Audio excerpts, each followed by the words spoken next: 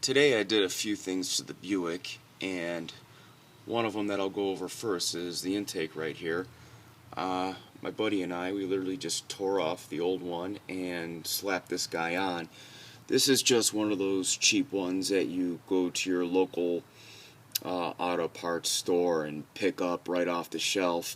So obviously it's, definitely not the best quality, but for this thing it was good enough. And I already started the car, ran it, drove it around the block a little bit, and it makes a difference. I noticed the difference right away. I was actually pleasantly surprised. So I needed to change out the air filter anyways. It was filthy. I mean, who knows how long it's been since that old air filter was changed. So I figured, why not spend a few extra bucks more and just throw this sucker on, get a little more power out of the car. So, as you can see, just did it very simply. It was just getting this one little guy attached right over here, and that's it. It was a pretty simple thing to do.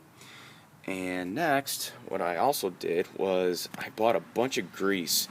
I know this might sound silly, but I've just been going around everywhere that there's different areas that look like it had rust and stuff, and I just greased the living shit out of it. I figured it couldn't hurt anything. I mean, I probably went a little overboard. Even like different little screws and stuff that were rusty, I just greased the crap out of them. Sorry if the video's not that great. It's getting kind of dark here, so I wanted to do it now before it gets any darker. But just to go over the different areas that I greased up. I even did over here. I know that this doesn't do anything, but you know what? I just don't want the rust to get any worse. I'd rather it, just keep it as good as I possibly can. I mean, grease is cheap. All it really cost me was $4 and some time and, getting my hands a little dirty. So I don't care about that. Just kind of went over some different areas. I also took a lot of silicone and I sprayed the belts real good. I thought that would help possibly. And if you could see in there, I'll just give you guys some shots around the car a little bit. And I also bought this other stuff to spray the wires and stuff with. But I figured, I'm going to do everything I can that's inexpensive to hopefully keep the car running better. Or better maintained, I should say.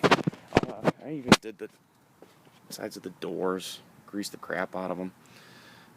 Yeah, this is the passenger side. It's actually a lot better than the driver's side. The driver's side was kind of bad. I'll show you. It kind of needed to be done. But yeah, I just got a ton of grease in there, so I figured that would help at least.